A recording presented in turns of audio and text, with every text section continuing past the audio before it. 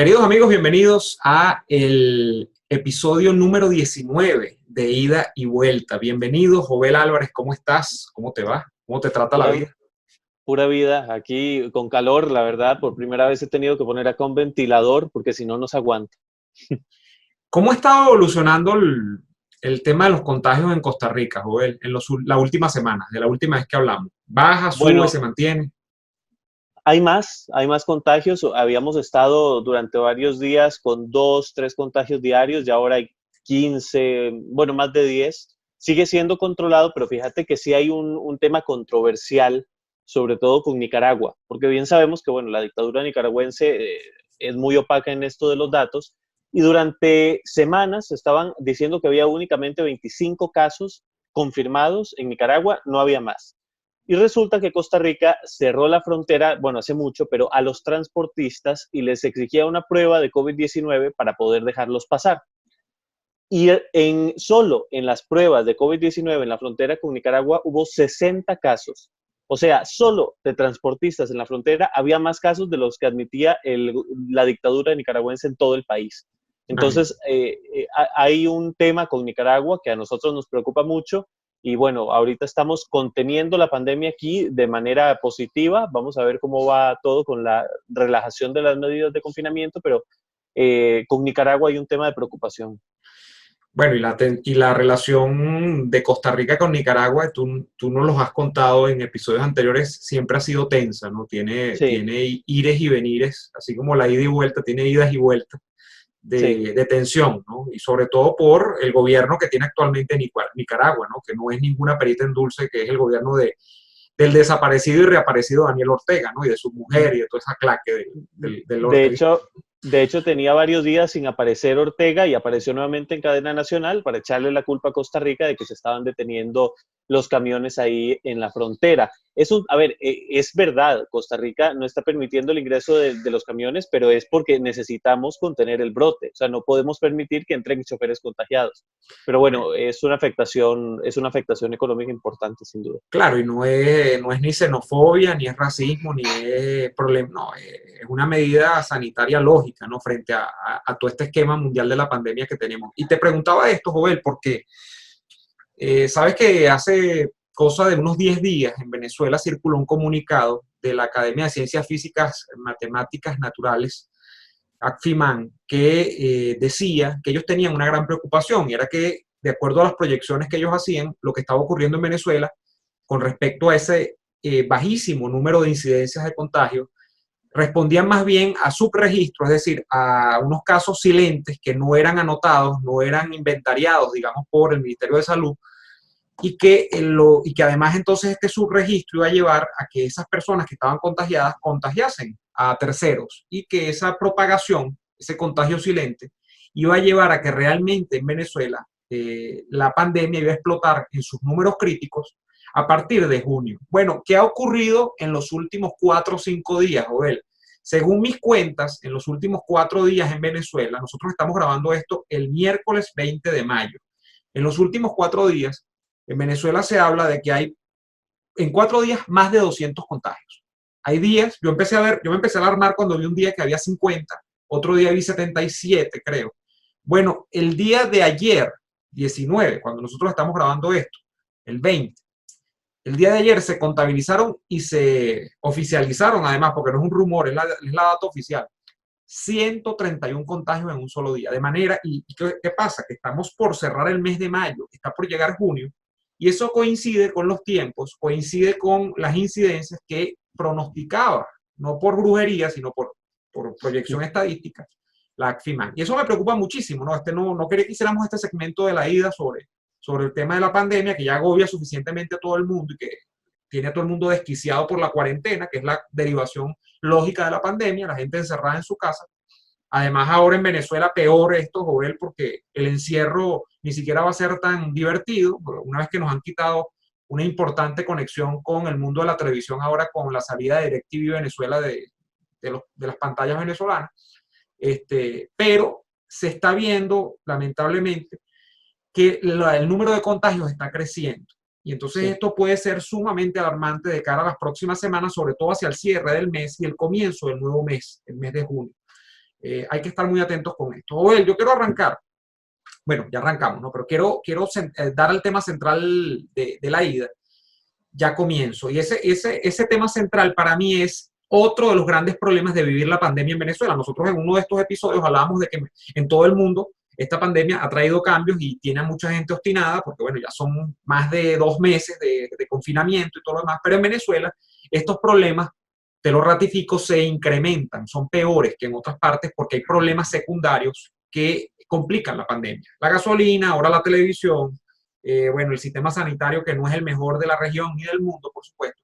Entonces, la comida, el efectivo, bueno, mil problemas. Pero el de la gasolina sigue estando allí como muy presente. Y la gasolina prácticamente en el mundo moderno es como una especie de maná, de cosa vital. O sea, que si tú no tienes gasolina no puedes hacer nada. Ese es Pero el vital líquido. es el nuevo vital líquido, ¿ves? Es verdad.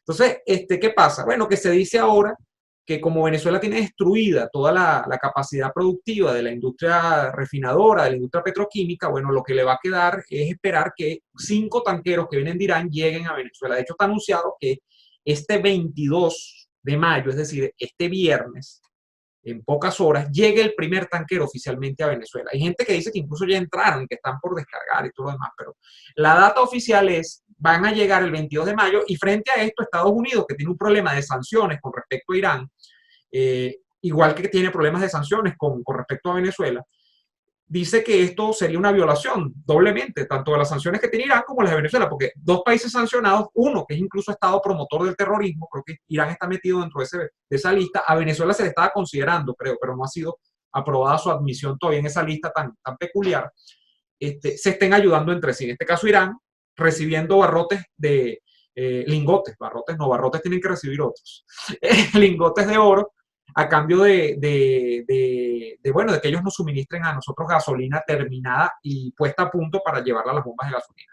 Y sobre esto, bueno, que Estados Unidos va a bloquear la llegada, Irán hace un comunicado y dice que va a hacer lo mismo, o sea que si ellos le bloquean la entrada del combustible a Venezuela van a ejercer acciones. ¿Qué crees tú de todo esto? ¿Que esto es retórica? ¿Que puede pasar algo realmente con Trump e Irán? ¿Qué crees tú de todo esto?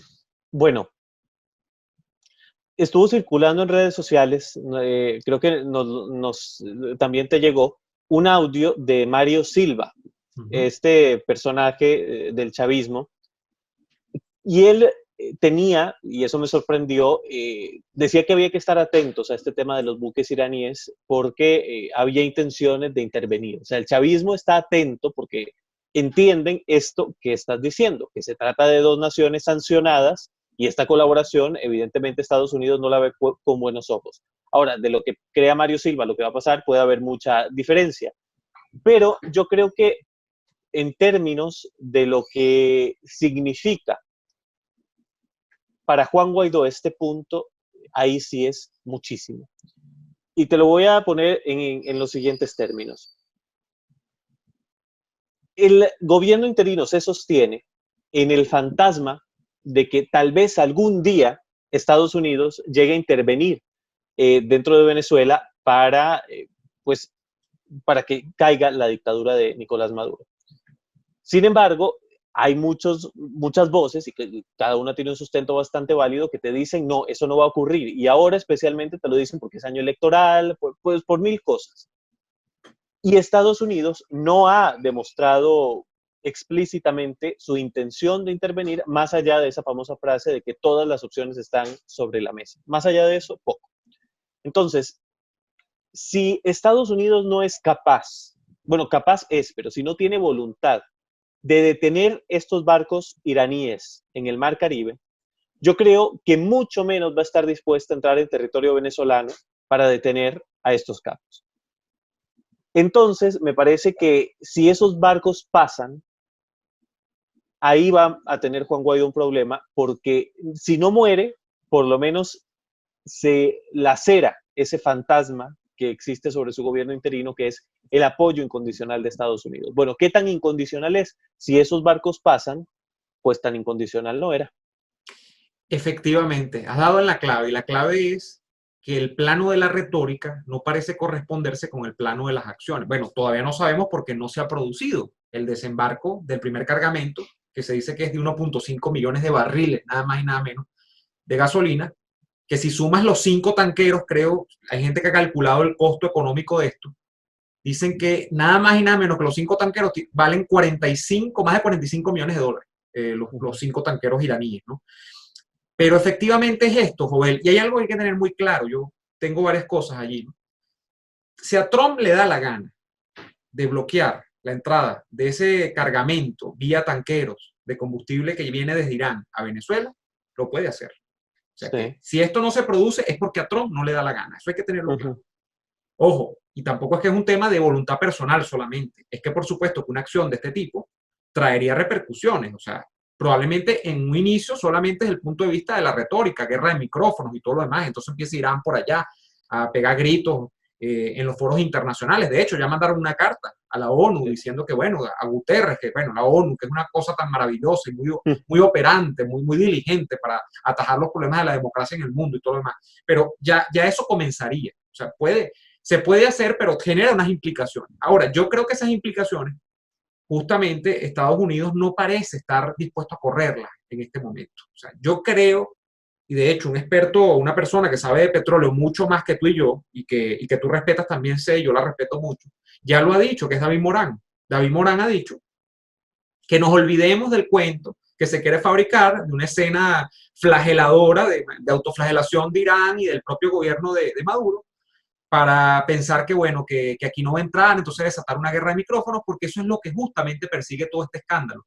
Y que a final de cuentas eso va a entrar sin problemas y ellos lo van a vender desde el punto de vista comunicativo como una gran victoria. O sea, como que ellos son unos héroes porque lograron hacer pasar pese al bloqueo y todo este cuento. O sea, Estados Unidos tiene patrullaje naval en el Caribe para detener esto, pero no lo hace si no lo quiere hacer.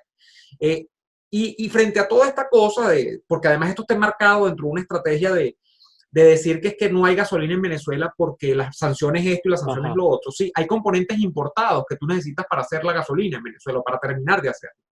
Pero el problema nace, Jovel, y yo creo que esto es lo que hay que dejar más claro, el problema nace en que PDVSA, que fue nuestra gran empresa por muchos años para los venezolanos, está destruida. O sea, tú tienes que comenzar por allí. O sea, que el chavismo acabó con PDVSA y el acabose de PDVSA no es culpa de las sanciones. Y te lo digo es porque viene un discurso a propósito de DirecTV y de la escasez de gasolina, de cierta oposición cohabitante, y te doy la palabra porque creo que lo percibes tú también, que está diciendo, mira cómo no funcionó Gedeón, mira cómo no funciona el tema de las sanciones, y lo que corresponde ahora es sentarse en una mesa de diálogo, porque esa oposición radical no sirve para nada. Y entonces todos ahora como que van a tener que ser el opositor ideal, que es Henry Falcón. Eso es lo que toca ahora. Bueno, a ver, el punto de la negociación, yo personalmente no lo tengo tan claro por el lado de Guaidó, porque yo creo que esa opción para él está descartada. Lo escuchaba hoy en la mañana con la expresidenta de Costa Rica, Laura Chinchilla, que tuvieron un conversatorio en internet en el que ella le hizo preguntas muy puntuales, pero muy interesantes. Obviamente el problema con Guaidó no son las preguntas, son las respuestas. Pero, a ver, él habla de este gobierno de emergencia nacional, que es su apuesta, ¿no? Es la oferta, como diría Daniel, primavera-verano. Y en realidad no ha habido ningún tipo de certeza de que ese gobierno de emergencia pueda llegar a darse. Pero entonces, ¿qué más hay? ¿Qué más ofrece Guaidó? ¿Qué otra carta tiene bajo la manga? ¿Qué verdaderamente puede hacer Guaidó para lograr lo que creemos es el cese de la usurpación? Él insiste en que el diálogo con Maduro no se puede dar, y ni con él ni con ninguno de los que está imputado por narcotráfico en los Estados Unidos. Eso a mí me parece lógico. O sea, para mí, en el momento en que estos indictments entraron en vigor, estas personas son descartadas como agentes de política y por ende tampoco podrían aceptar unas elecciones parlamentarias, en teoría, que sean organizadas desde el régimen.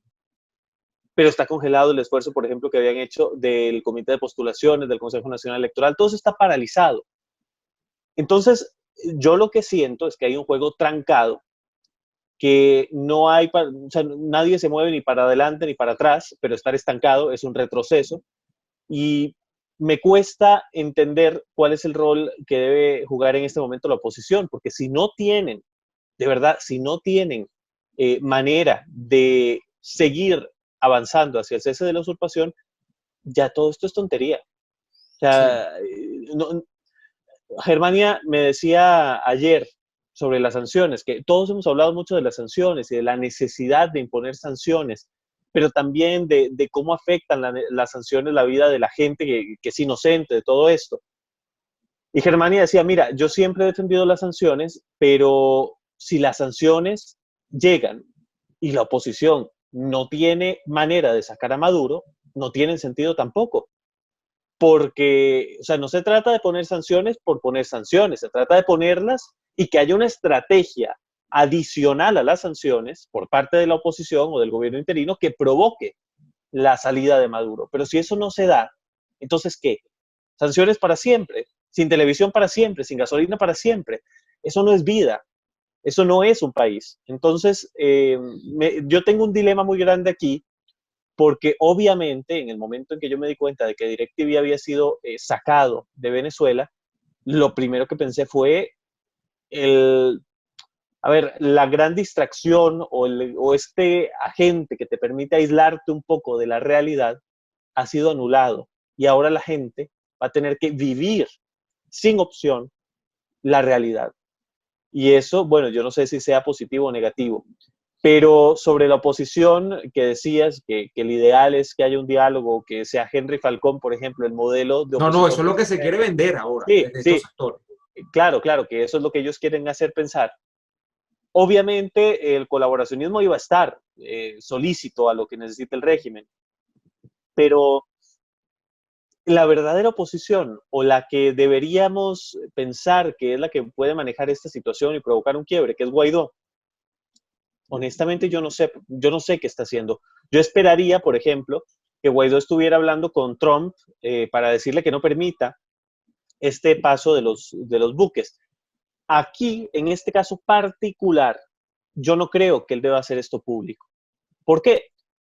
Porque si Guaidó sale públicamente a decir, presidente Trump, necesitamos que usted impida el paso de sus barcos y pasan, ahí sí murió totalmente este fantasma del que estábamos hablando al inicio. O sea, ya es un rechazo o es la voluntad expresa de Estados Unidos de no hacer nada.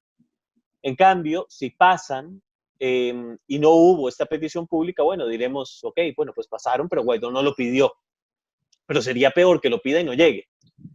Pero en el caso, por ejemplo, de lo que sería la intervención como tal para detener a los capos, ahí yo sí creo que debería haberse hecho en la gira internacional la petición pública a los países de que mediante el TIAR se aplicara lo necesario. Esto es algo en lo que han insistido muchos analistas, Sánchez Berzaín entre ellos, y yo creo que tiene sentido.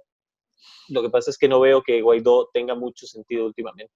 Sí, no, lo que uno siente, ya para concluir, Jovel, es que hay poca capacidad de incidencia sobre los hechos Sí. reales de la oposición local. Y quien puede tener capacidad de incidencia, o sea, porque nos guste o no, es así, que es el gobierno de los Estados Unidos, llega hasta cierto punto y no pasa la raya amarilla. Eso es lo que uno siente.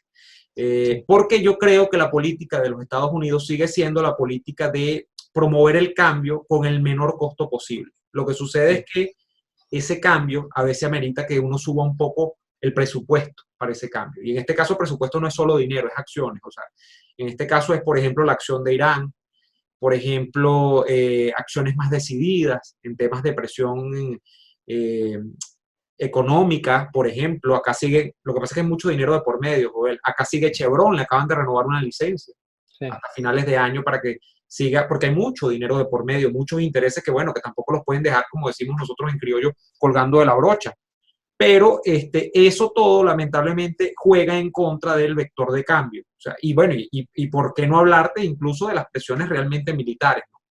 Que bueno, que las declaraciones de Fowler del Comando Sur, cada vez, bueno, eso ya se ha convertido casi que, bueno, la declaración semanal, pero la declaración semanal sobre los asuntos sin importancia. Estamos muy preocupados, y sale Pompeo y refrenda, y de vez en cuando sale Abrams. Y estaremos ahí el día después, pero bueno, y el día, a ver, no va a haber día después si no hay día antes. ¿Sabes? Sí, no hay día antes. Entonces, esa incidencia real que la puede tener este actor externo, porque ya el problema de un país que ha sido depauperado completamente por los cuatro costados, como es Venezuela internamente, o sea que no hay, incluso queriendo, la oposición política interna está muy desgastada, los venezolanos y los ciudadanos en general están muy golpeados. O sea, y entonces no es que le corresponde, porque en realidad Estados Unidos no tiene ninguna deuda histórica por qué salir a pelear la batalla por nosotros, pero que si ellos han tomado esta batalla para sí, el mecanismo de tomar esa batalla para sí debe ser otro, debe ser un poco más pasar la raya amarilla, pero creo que ellos no, hasta este momento no están decididos porque ellos creen que es posible que manipulando algunas variables, es decir,